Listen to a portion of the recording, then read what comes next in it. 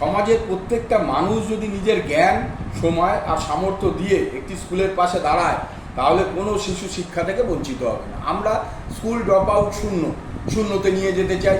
আমরা চাই প্রত্যেকটা স্কুলের ছাত্রছাত্রীরা হাতটা মেজে খাক, অর্থাৎ হাত পরিষ্কারভাবে হেলথ অ্যান্ড হাইজিনের ক্ষেত্রে এটাও জিরো টলারেন্স, অর্থাৎ শূন্যতে নিয়ে যাব, এই অঙ্গীকার। এছাড়া স্কুলে একটা সবজি বাগান থাকবে, স্কুলে সুন্দরভাবে স্বাস্থ্য শিবির হবে এবং বিশ্ব বৃক্ষরোপণ দিবসে স্কুলে বিশাল একটা প্রোগ্রাম নেওয়া হয়েছে।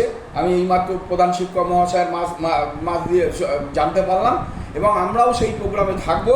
গাছ লাগিয়ে মানে স্বামী বিবেকানন্দ বলেছেন, শিক্ষাই হচ্ছে মানুষের পূর্ণতা প্রকাশের একটা জায়গা।